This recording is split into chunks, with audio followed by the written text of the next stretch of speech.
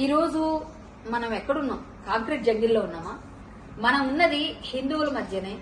హిందువుల ఇళ్ల గురించి ఏదైనా మనం చేద్దాం అనుకున్నా వారి బాగోగులు చూద్దామని ఒక లీడర్ గా తను ఈశ్వర్ గారి రమణ గారు వీరు తెల్లాపూర్ లో ఒక విల్లాస్ లో నివాసం ఉంటున్నారండి. వీరు 200 కమ్యూనిటీస్ కి అందరినీ సంధానం చేస్తూ వారి సంధానకర్తగా ఉంటూ ఎన్నో మంచి కార్యక్రమాలు చేస్తూ ఒక మంచి లీడర్ గా ఎదుగుతున్నారు. మన హిందువులందరి కోసం ఎన్నో కార్యక్రమాలు చేస్తున్న వీరిపైన ఎక్కడి నుంచో వచ్చిన వెధవలు, బంగ్లాదేశ్ నుంచి పారిపోయి వచ్చిన రోహింగ్యా ముఠా వీళ్ళంతా కలిసి ఇక్కడ మైఫేర్ ఎవెన్యూ అని ఇక్కడ తెల్లాపూర్ దగ్గర ఒక పక్కన రోడ్డు పక్కన ఒక ప్లేస్ ఉందటండి.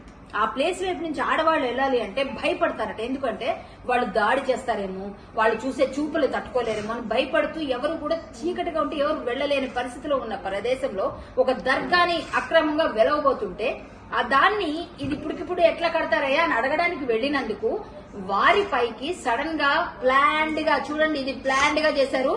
చుట్టూ కూడా ఉన్న ఏవైతే సీసీటీవీ కెమెరా ఫుటేజ్ కోసం మనకు పనికొస్తాయేమో అన్ని పగలగొట్టిన తర్వాత వారిపైన చూడండి మనిషి క్లియర్ గా ఉందండి. ఇక్కడ దాడి అండి. ఒక మనిషిని చంపడానికి ప్రయత్నం చేస్తే పోలీసు వారు ప్రేక్షక పాత్ర వహించడమే కాకుండా ఏవో చిన్న సెక్షన్స్ పెట్టేసి ఇది కమ్యూనల్ వైపు తీసుకెళ్లొద్దు అని వారు చెప్పడం.